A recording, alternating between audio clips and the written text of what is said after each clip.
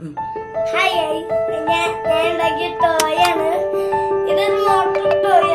ആദ്യം പറിക്കാൻ വേണ്ടി ഒരു ഫാനും ഒരു